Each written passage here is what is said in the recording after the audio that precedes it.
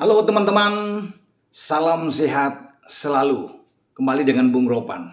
The Reds Liverpool lolos ke babak final FA Cup setelah di semifinal yang berlangsung luar biasa di Stadion Wembley.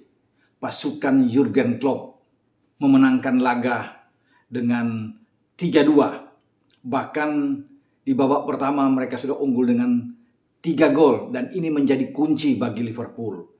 Saya rasa ketika Liverpool sudah mencetak 3 gol, 2 diantaranya dibuat oleh Sadio Mane dan sebelumnya dibuka di menit ke-9 oleh tandukan kepala dari Ibrahima Konate, disinilah Liverpool sebenarnya sudah bisa melangkah ke babak final. Dan pasti Pep Guardiola tahu ketika timnya tertinggal dengan 0-3, ini sesuatu yang sulit untuk dibalikin, ya, untuk membalikan keadaan di mana mereka paling tidak bisa mengejar 3-3 dan 4-3 ini sangat sulit. Walaupun di babak kedua terlihat sekali Liverpool setelah unggul di babak pertama agak mengendur di babak kedua, sehingga memberikan kesempatan terhadap City untuk bangkit di babak kedua mengejar ketinggalan. Apalagi itu terlihat dengan hanya 2 menit ketika pertandingan dimulai di babak kedua.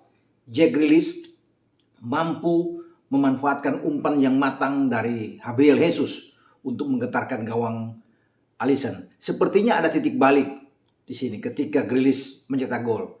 Namun Liverpool akan tersadar bahwa mereka harus bermain dengan benar, ya, untuk bisa mempertahankan 3 gol yang mereka dapatkan di babak pertama. Sehingga Liverpool kembali untuk coba mengontrol permainan mereka. Ya. Starting 11 yang ditampilkan oleh Klopp, ini saya lihat ini agak berbeda dengan starting 11 yang ditampilkan oleh Pep. Agak sedikit aneh juga yang ditampilkan oleh Pep, ya, di luar perkiraan sama sekali. Klopp memainkan dengan dasar yang kuat. Dia tidak berspekulasi untuk memainkan katakanlah ke leher di sini.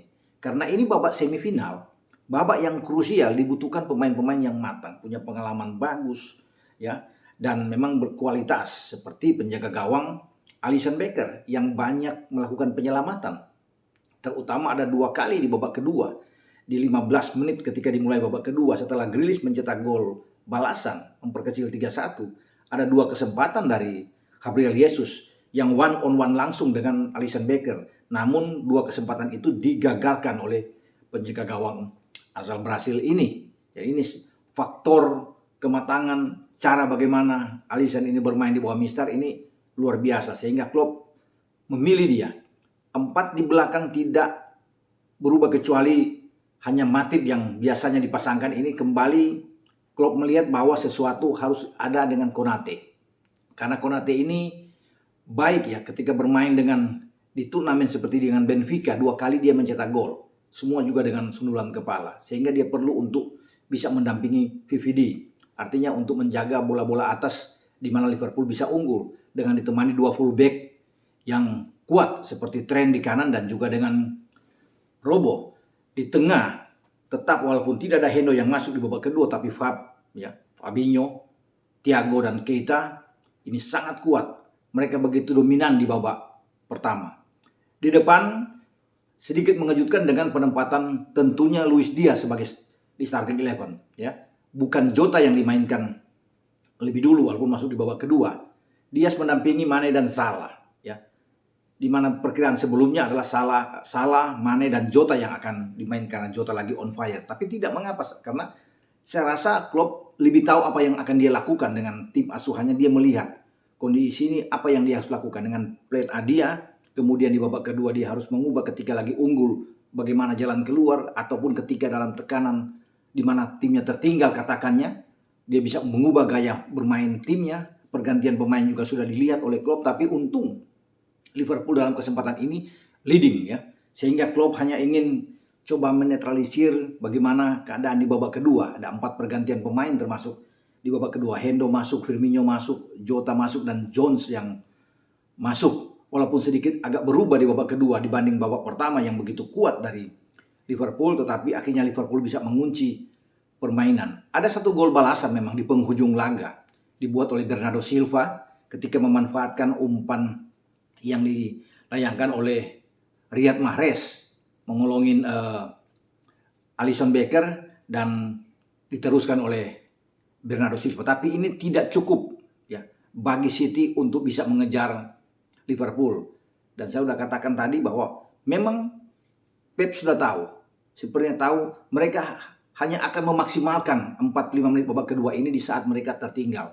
Karena sulit menghadapi tim yang kuat seperti Liverpool ini. Pep sangat mengerti. Berat jika hanya kalah mungkin 1-0 atau 2 masih bisa digas oleh timnya. Tapi dengan 3 gol ini sangat berat. Dan Liverpool melakukan itu dengan baik. Ya, kita bisa melihat apa yang dilakukan oleh Pep Guardiola. Memainkan Zak Stevens yang membuat gol blunder ya. Dengan tackling ya, sambil meluncur dilakukan oleh Sadio Mane di menit ke-17. Mestinya Ederson Moraes yang tampil di sini. Karena ini penjaga gawang terbaik yang dimiliki oleh Pep atau dengan City. Karena ini bukan lagi pertandingan di putaran ketiga, putaran keempat, putaran kelima ya, atau babak perempat final yang mungkin masih bisa ada rotasi dilakukan oleh Pep dengan Zak yang bermain, Zak Steffen. Ini dibutuhkan penjaga gawang seperti Klopp melakukan dengan Alisson. Harus ada Ederson Moraes, ini akan jauh lebih bagus. Di belakang pun agak terjadi kejutan. Saya memikirkan bahwa Aymeric Laporte akan bermain bersama dengan John Stones, tetapi Nathan Ake yang tidak kuat saya pikir sepanjang pertandingan dengan Nathan Ake bermain. Itu terlihat dengan gol pertama. Dia sulit untuk bisa mengantisipasi duel bersama dengan Ibrahima Konate. Ada one on one berdua dan Ibrahima Konate lebih bagus, lebih cepat ya timing dia dibandingkan dengan Nathan Ake untuk menyambut set piece umpan yang dilayangkan oleh Robo ya, yang terjadinya gol pertama bagi Liverpool. Ada 1-2 juga kesalahan yang dibuat oleh Nathan Ake di bawah yang hampir menjadikan gol bagi Liverpool. Jadi memang di belakang ini tidak sekuat kalau Stones itu bermain dengan Aymeric Laporte. Sebenarnya ada Ruben Dias di bangku cadangan, tapi tidak dimaksimalkan, tidak ditampilkan oleh Pep. Mungkin melihat kebugaran pemain Portugal ini yang masih butuh istirahat, tapi namanya sudah ada di bangku cadangan, termasuk KDB yang ada di bangku cadangan, justru Walker yang tidak ada. Tetapi memang ada sedikit keunikan dari cara Pep memainkan pertandingan, memberikan kesempatan terhadap Fernandinho menjadi kapten ke-11 dan bermain. Agak lambat di usia 36 tahun. Apakah ini sebuah penghargaan yang diberikan oleh Pep terhadap Fernandinho karena dia sudah menyatakan akan kembali ke negaranya, tidak akan memperpanjang lagi kontrak dia dengan City sehingga dia dimainkan. Saya pikir untuk pertandingan seperti ini di mana Pep menginginkan untuk mendapatkan treble, tidak boleh main-main dengan memainkan Fernandinho. Harus dari awal paling tidak Gundogan yang dimainkan karena mereka juga masih punya Rodri yang sama sekali tidak dimainkan, ada di bangku cadangan. Ya, dengan seperti ini yang dilakukan memang agak sedikit berkurang terutama di babak pertama. Jika memang Gundogan yang masuk, katakan Gundogan, Rodri yang masuk dan bersama dengan Bernardo Silva, ini akan jauh lebih kuat dibandingkan dengan Silva, Fernandinho dan Foden yang dimainkan. Tapi ini pilihan yang sudah dilakukan oleh Pep ya. Tapi sayang ini pemain-pemain bagus yang diparkir yang bahkan tidak dimainkan sama sekali. Termasuk saya pikir ini adalah Aymeric Laporte yang sangat kuat di belakang tapi tidak diberikan kesempatan. Artinya bisa aja terjadi pergeseran memang di lini belakang. Tidak memainkan dari awal Zinchenko. Cancelo akan tetap di kiri dan menggeser John Stones agak ke kanan kalau mau. Ya, kalau itu masih tetap dengan Nathan Ake-nya, ya, Ake bisa berpasangan dengan Aymeric Laporte atau tetap dengan Stones Aymeric Laporte. Ake yang bergeser bermain di kiri, Cancelo di kanan kalau mau seperti itu. Tapi semua tentunya Pep yang sudah memikirkan ini. Kita boleh saja mengatakan demikian, tapi Pep tentunya adalah pelatih yang luar biasa. Ya, kita tahu bersama. Tetapi hanya melihat dengan agak sedikit janggal dengan cara bermain dengan starting 11-nya ini. Ya, kalau di depan memang tidak ada masalah sama sekali karena siapapun yang dimainkan ini oke. Dengan Grealish memainkan fase 9 dia dalam pola 4-3-3 oke. Didampingi oleh Gapsu dan Raheem Sterling dengan Mahrez masuk di babak kedua. Tetapi bagaimana menyusun kerangka tim dengan pemain-pemain belakang ini harus memang dari awal kuat. Sehingga ini yang membuat bahwa City kalah di babak pertama. Mereka tidak akan mungkin sampai 3 kali bobol ya kalau pemain-pemain belakang itu seperti Aymeric Laporte ada di sana sangat kuat. Di tengah juga Gundogan ada, Rodri ada. Ini akan jauh lebih bagus. Artinya kalau mereka pun ketinggalan 1-0 ini masih boleh bagi City untuk bisa membalikan keadaan. Tapi terlalu jauh dengan 3 gol. Tapi apapun itu, memang kalau dikatakan Liverpool pantas untuk maju ke final. Karena dari semua aspek statistik mengatakan Liverpool unggul walaupun tipis ya. Bagaimana mereka bisa melepaskan 11 tembakan dengan 7 on target, sementara City 10 tembakan dengan 6 on target. Penguasaan bola City juga sedikit di bawah Liverpool. 49% berbanding 51% yang dimiliki oleh Liverpool. Dan saya mengacungi jempol terhadap Konate ya, yang ditampilkan oleh Klopp dan membuat gol penting ya untuk membuka harapan bagi Liverpool. 2 gol dari Mane, dan bagaimana insting Mane begitu cepat mengejar bola, mempressure Stephen bagus sekali, tapi ini blunder yang luar biasa dibuat oleh Stephen.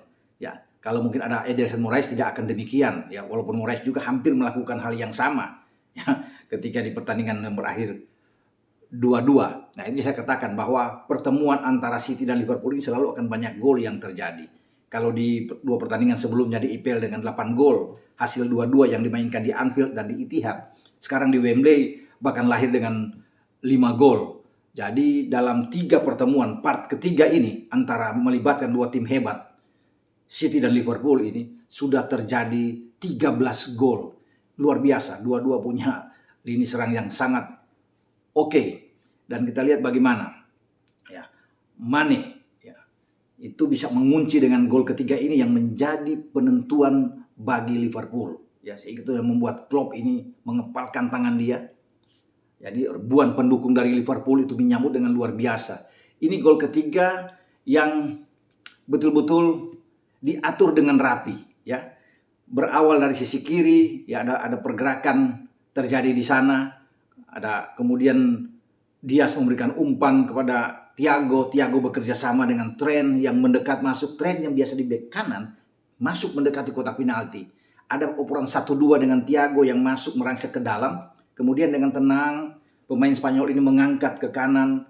Dia melihat bahwa posisi dari Mane ini akan lebih bagus. Dan Mane tanpa bergerak apapun melepaskan first time tembakan kaki kanan sebelum bola jatuh ke tanah. Luar biasa. Sehingga ini sulit untuk dijangkau oleh Stephen. Inilah kunci bagi Liverpool ketika di 45 menit mereka sudah 3-0 dan saya pikir sulit untuk bisa mengejar. Terlepas di babak kedua ada 2 gol, tapi memang sangat berat menghadapi tim seperti Liverpool. Liverpool semakin dekat sekarang ya untuk bisa meraih 4 piala karena 1 piala sudah mereka dapatkan di Carabao. Sekarang mereka sudah ada di final, menunggu siapapun Chelsea dan Crystal Palace yang akan dimainkan pada hari Minggu ini untuk berhadapan dengan Liverpool pada tanggal 14 Mei yang akan datang juga di Wembley. Ya. Liverpool selain Piala FA masih punya kesempatan untuk bisa bersaing dengan City untuk merebut gelar juara di IPL karena 1 poin berselisih. Juga kesempatan mereka yang sekarang sudah ada di semifinal menghadapi Villarreal di UCL. Nantinya yang akan bertarung dalam 2 leg di tanggal 28 dan 28 April dan 5 Mei yang akan datang. Jadi memungkinkan Liverpool ini untuk mendapatkan 4 trofi dan menjadi sejarah pertama buat mereka untuk menyapu dalam 1 musim dengan 3 yang ada di domestik dan 1 di level Eropa. Ini Liverpool juga sedang memburu gelar ke-8 mereka ya di Piala FA karena sebelumnya mereka sudah 7 kali juara di Piala FA dan itu terakhir sudah cukup jauh ya, sangat jauh kalau bisa dikatakan di 2006 ketika mereka terakhir masuk ke final. Dan mereka bisa memenangkan pertandingan lewat adu penalti di Piala FA melawan West Ham.